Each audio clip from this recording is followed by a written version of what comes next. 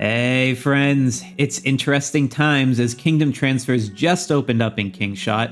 So I'm making a guide to help you understand what this is all about, and then, just like a boxer trying to make weigh-ins, we will have some fun discussing increasingly brazen ways that you can manipulate your power level down to try to get into another kingdom you really have no business joining without a special pass. So first things first, let me explain how this mechanic even works. As a natural part of the progression of these sorts of games, servers start to empty out due to player attrition, and some players who like the game may not like the other players or balance of power in their current kingdom. So this type of mechanic allows Kingshot to solve both of these challenges by letting players whose kingdoms are of a certain age migrate between each other's servers. However, there are some rules to prevent abuse. Kingdom transfers are not an always-on mechanic, but rather follow a schedule like an event. And there are 3 phases to it: free transfer, invitational transfer, and open transfer. And these 3 phases are overseen by a transfer manager who has special abilities relating to this event. The transfer manager by default is the current king, or the most recent king if your kingdom lost the castle in KVK. And they can assign this role to someone else in their alliance if they choose. And if you're a transfer manager watching this, then you have my permission to advertise your kingdom in the comments below. If I'm doing my job right, then I think subscribers to my channel are statistically more likely to make good players in your kingdom. So I wanted to give an opportunity for us all to work together. Just keep it clean and civil, and ideally restricted to this video's comments. Thanks.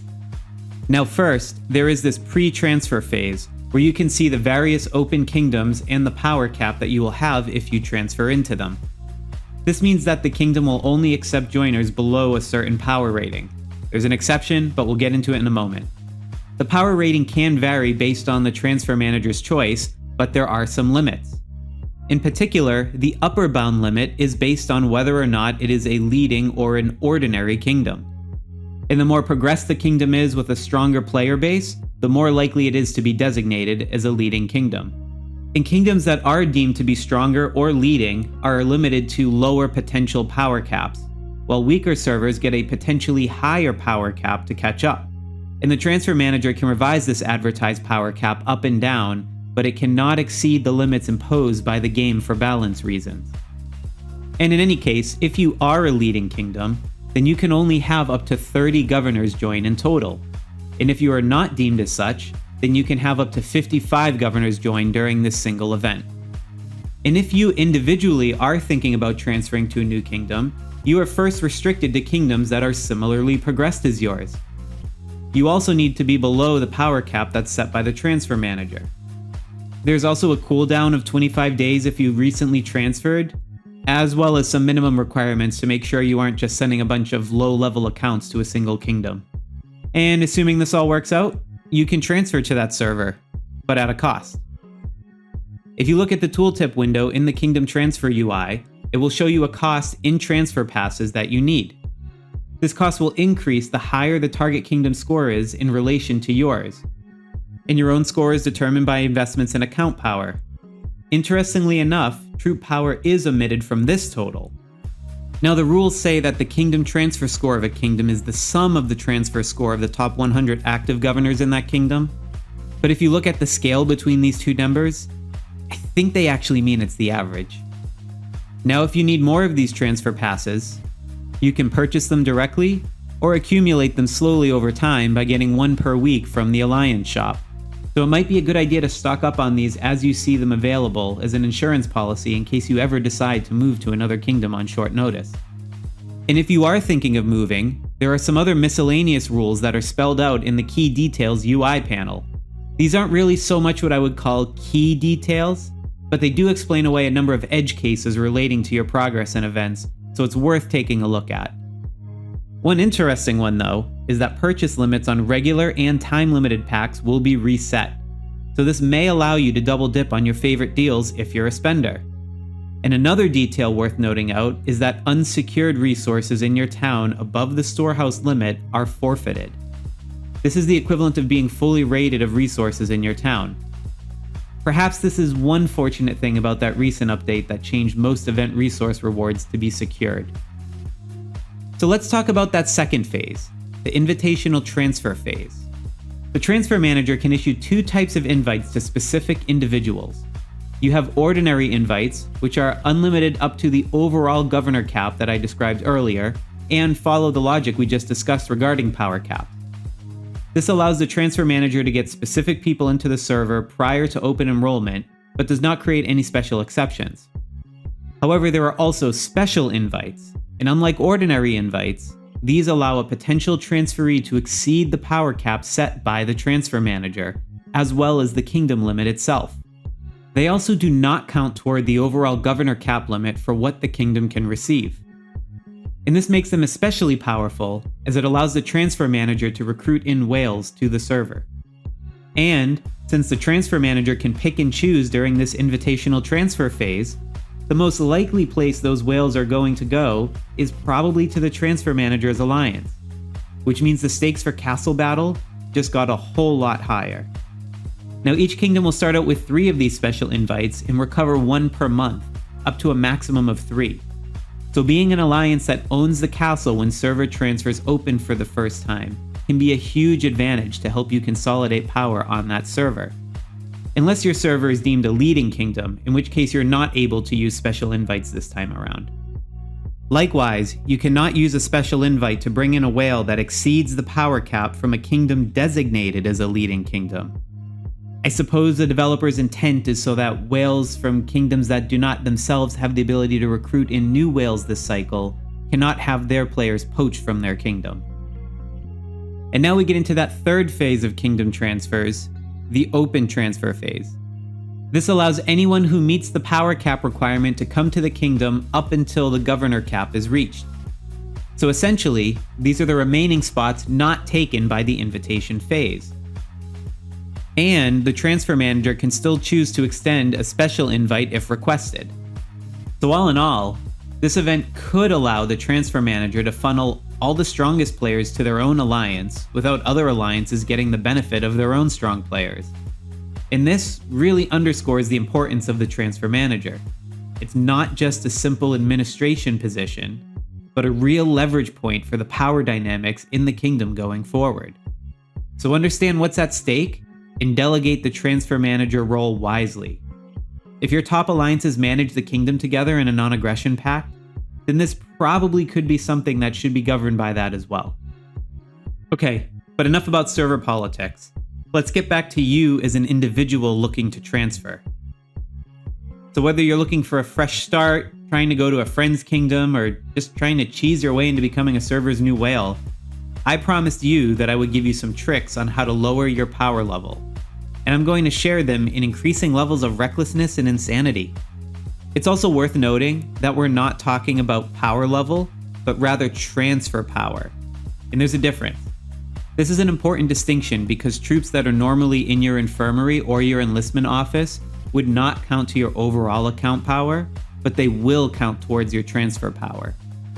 So now I'm going to show you all the tips while I try to use them myself to beat this 110.5 million power requirement. First off, the most sane thing you can do is sign up for my newly launched Sloth Squad channel memberships. Just kidding. Well, sort of, but not really. For real this time though. You can try tinkering with your hero gear. If you've invested heavily here, then this is a good way to potentially drop a few million power instantly without any risk to your account. Simply unequip all of your hero equipment and you can lower your power rating. And then, after the server transfer, simply re-equip all that gear and you're back to normal. But what if that's not enough? Well, our next step is a little more radical, but we can remove our heroes from drill camp, thereby reducing the level of all of our heroes. This can also help you drop a few million power pretty quickly. It's not permanent, but you will have weaker heroes in a much smaller troop march capacity due to their low levels until the transfer. So be careful doing this unless you are immediately ready to transfer. Okay, so now we're starting to get into crazy territory. Let's say that you are planning on changing servers at some point, and you're worried that you'll exceed the power threshold to make the transfer to wherever you want to go, even by trying my other tricks. Well, one thing you could consider would be to start saving up for key resources that grow account power. For instance, You could start hoarding governor gear and charm materials instead of using them in Strongest Governor or other events. You could also stop leveling up your pets or using pet marks. Some of these upgrades can be a few 100,000 to a few million power. And if you aren't worried about falling behind in your current server progression too much, then you could choose to forgo these upgrades, transfer with all the items in your inventory, and then upgrade them after you arrive. The downside is that you're choosing to make your account less powerful in the short term, but if you're somewhat later in the game and can already handle all the PvE content available, then it means you'll just be a less effective rally leader at PvP, but you can still be equally effective as a rally joiner.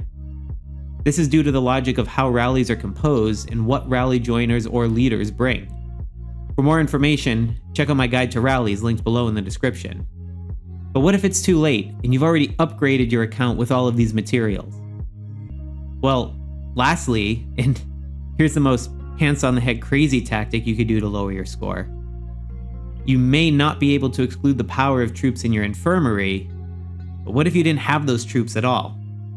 It's not super well known, but you can actually go into your squad window through your governor profile, and if you click on your stack of troops, you can actually choose to dismiss them, which permanently removes them from your account. Yikes. Now, one quirk in this is that in Kingshot you're unable to dismiss troops that are tier 9 or tier 10. Support claimed it was because of hitting True Gold, but you can see here that this True Gold tier 8 troop is eminently dismissible. Sorry, dude. So in order to pull off this trick, you need to have a number of troops that are not yet above tier 8, making up a significant share of your power that you are comfortable dismissing. This is the most extreme of the crazy options, because not only are you removing the value of resources spent in your account, but you would also need to play in a way that doesn't use a significant number of tier 9 troops or higher. Maybe this is bearable with still upgrading them through True Gold levels to get enhanced stats, or at least having a small main force of only tier 10 troops, but otherwise you'll always be the equivalent of a couple tier troops behind your peers. So like I said, the more you think about doing this, the crazier it sounds. But what if all your troops are already past tier 8 and you can't dismiss them? Is there any hope? Well, actually yes. You can always have them fall honorably in battle. This is easier said than done because even if you try to injure all of your troops in castle battle, your infirmary and enlistment office combined could still catch up to 1 million of troops that would still count towards your transfer power. No, you're gonna need direct losses. And the most efficient way to do this is to attack other players' towns, repeatedly, until your troops' numbers have lowered due to automatic losses. This will be quite a last impression on your server, and certainly make you the stuff of legends. Just be sure you don't get stuck without troops and still not enough power to leave. That won't end well. And in the spirit of testing this for science, I'm gonna lose a whole bunch of troops now. One of the legends in my alliance agreed to drop alliance tags and let me attack him to test this all out. Well, if I have to get rid of a bunch of troops, it's definitely gonna be cavalry. Oh gosh, I can't believe I'm doing this. You all better be liking and subscribing after this one.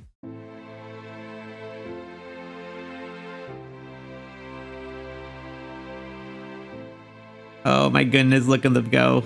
I can't even watch. This is like Faramir's charge in Lord of the Rings.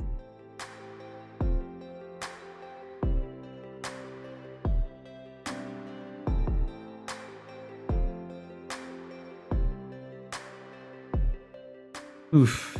Okay. For science. Yep. And as expected, we got crushed. There goes about a week's worth of troop training time. And now I get to heal up the rest so we can actually confirm what my power total is. Alright, but here you can see we've gone just under the limit.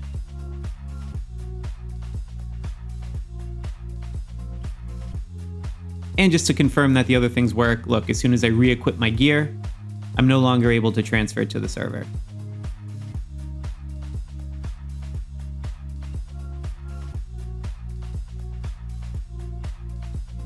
So there you have it.